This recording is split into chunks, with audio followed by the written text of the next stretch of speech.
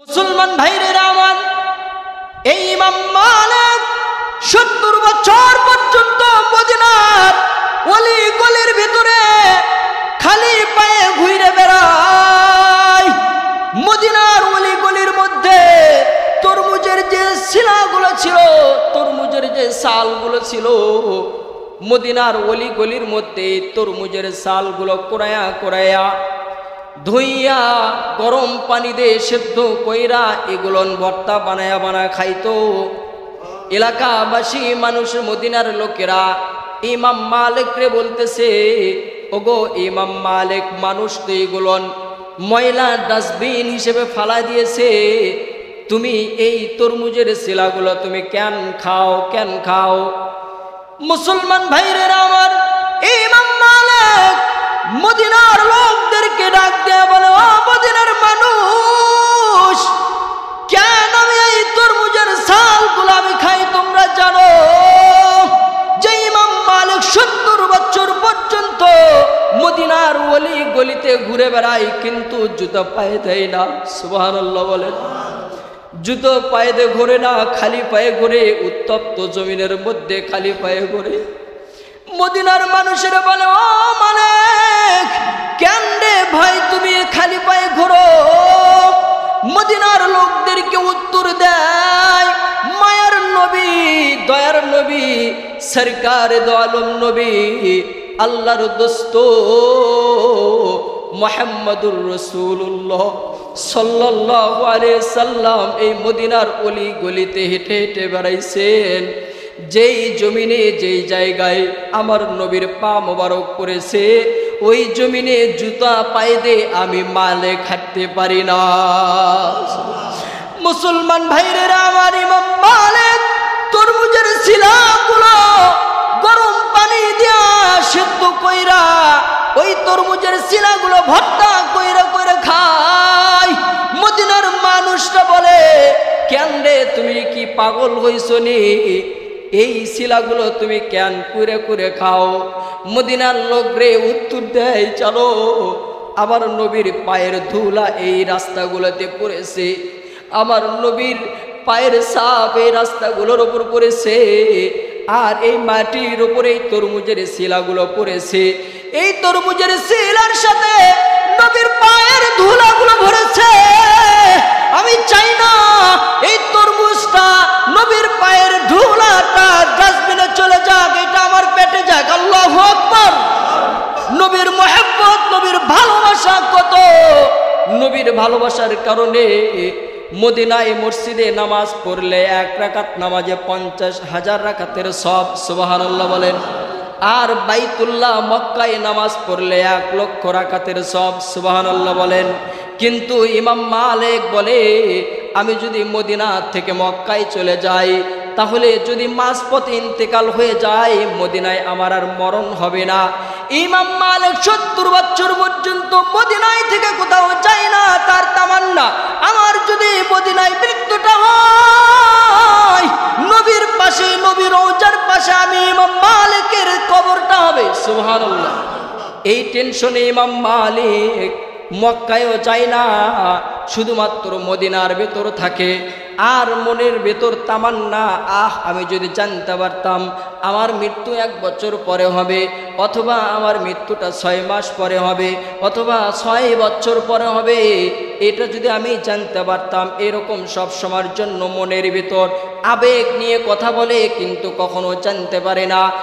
আর মনে মনে বলে, এমন কোন যদি মনীষী পাইতাম, সে যদি আমারে বলতো, ও ইমাম মালিক, তোমার মৃত্যু আগামী বছর হয়ে যাবে, তার যে আমি কি পুরস্কার দিতাম। কিন্তু কাউরে বলতে পারে না, শুধুমাত্র অন্তরের জ্বালা, জ্বালা যন্ত্রণা।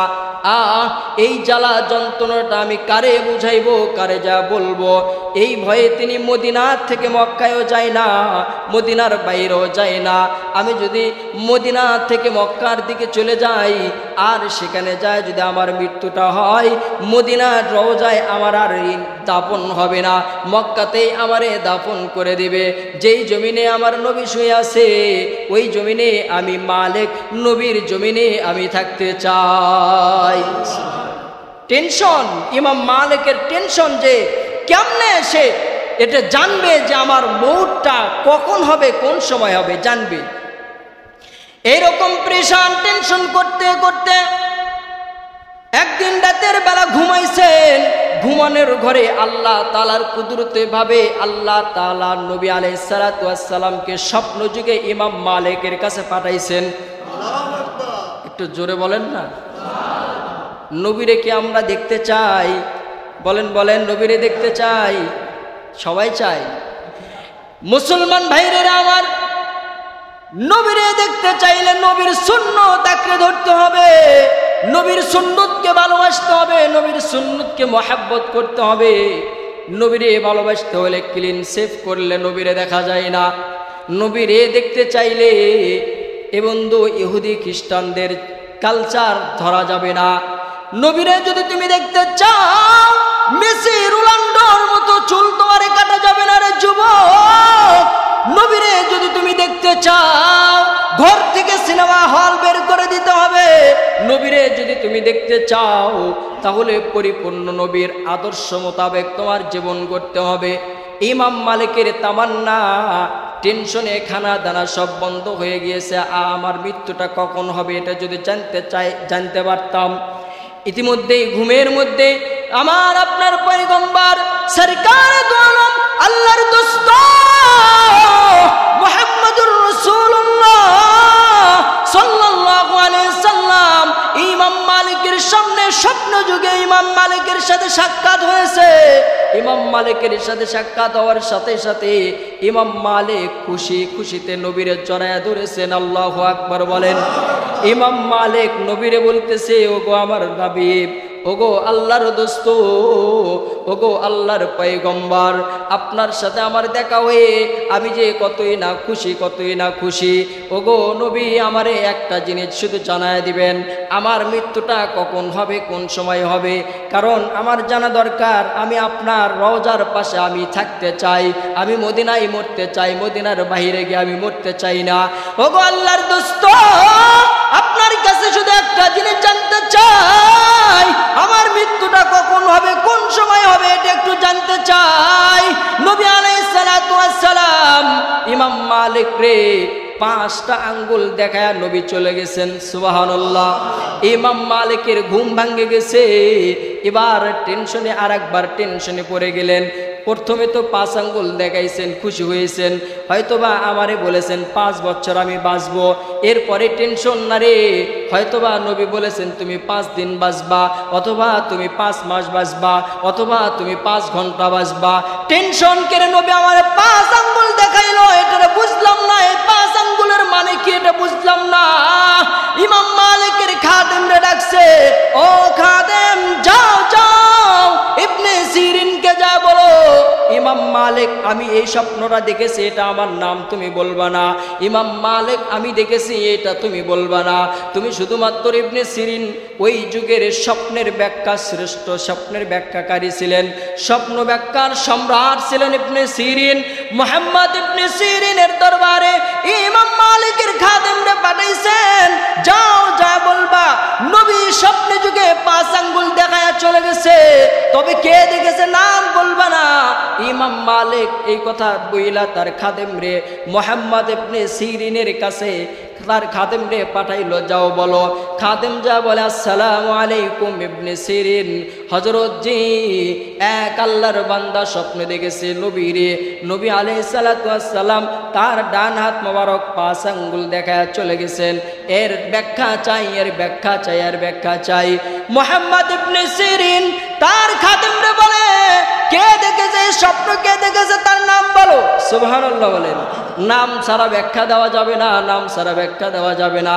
কারণ যদি ওই যে দেওয়ানবাগির মতন মানুষ নবীর স্বপ্ন দেখে যে নবী ন্যাংটা হয়া ডাস্টবিনের মধ্যে শুয়ে আছে, নাউজুবিল্লাহ বলেন, এর ব্যাখ্যা হবে দেওয়ানবাগির ন্যাংটা হয়া ডাস্টবিনের মধ্যে আছে। কারণ দেখতে হবে যে ব্যক্তি স্বপ্ন দেখেছে এর সাথে আল্লাহ এবং আল্লাহর রসুলের সম্পর্ক আছে কিনা। যদি থাকে তাহলে তার স্বপ্নের ব্যাখ্যা সেরকম হবে, আর যদি সম্পর্ক না থাকে তাহলে এটা ভুল ব্যাখ্যা, এর মধ্যে অন্য দিকে ব্যাখ্যা চলে যাবে। মুসলমান ভাইরা আমার, ইমাম মালিকের খাদেমরা বলে নাম বলো, ইবনে সিরিন বলে নাম বলা নিষেধ। ইবনে ইমাম মালিকের খাদেম বলে নাম বলা নিষেধ। ইবনে সিরিন বলে তাহলে স্বপ্নের ব্যাখ্যা বলাও নিষেধ। তবে আমার জানা মতে এই স্বপ্ন এই জামানার শ্রেষ্ঠ আলেম, শ্রেষ্ঠ ইমাম মালিক ছাড়া এটা কেউ দেখতে পারে না। সুবহানাল্লাহ। তবে তুমি যাও, চলে যাও, নাম বলো তো ব্যাখ্যা পাইবা, নাম বলবে না ব্যাখ্যা পাইবে না। ইমাম মালিকের খাদেম দৌড় দিয়ে মালিকের কাছে চলে আসছেন, আইসে বলে উস্তাদজি নাম শুনতে চাই, নাম ছাড়া বলবে না। তবে শেষ পর্যায়ে এই কথাটাও বলেছে, তবে জামানার শ্রেষ্ঠ আলেম ইমাম মালিক ছাড়া এই স্বপ্ন কেউ দেখতে পারে না। সুবহানাল্লাহ। ইমাম মালিক বলতেছে যাও যাও, যেহেতু আমার নামটা প্রকাশ করেছে, জেনেই যেহেতু ফেলেছে, যা বলো হ্যাঁ ইমাম মালিকই দেখেছেন। খাদেম আবার ইবনে সিরিনের দরবারে চলে গেছেন। ইবনে সিরিনকে বলেন জি হযরত, ইমাম মালিক এই স্বপ্ন দেখেছেন, এই স্বপ্নের ব্যাখ্যা জানতে চাই। ইমাম মালিকের এই স্বপ্নের ব্যাখ্যা ইবনে সিরিন বলতেছে শোনো, 5 আঙ্গুল যেটা দেখাইছে, এই 5 আঙ্গুল মানে এমন কিছু আল্লাহ তাআলার 5টি গোপন খাজানা আছে। এই গোপন খাজানা এটা পৃথিবীর কোনো নবীরেও আল্লাহ তাআলা দেয় নাই, পৃথিবীর কোনো বিজ্ঞানীরাও আল্লাহ তাআলা দেয় নাই, পৃথিবীর কোনো মানুষকেও আল্লাহ তাআলা দেয় নাই। এই গোপন খাজানা একমাত্র আল্লাহ তাআলা জানে। ইমাম মালিক এই 5 গোপনের একটা গোপন জিনিসটা জানতে চাইতেছিল বারবার, জানতে চাইতেছিল বারবার। এই জন্য নবী আলাইহিস সালাতু ওয়াস সালাম স্বপ্নে যুগে দেখাইছেন, ইমাম মালিক এই 5টি ধন নিয়ে তুমি মাতবারি করো না, মাস্তানি করো না, এটার জ্ঞান আর ইলম একমাত্র কার কাছে?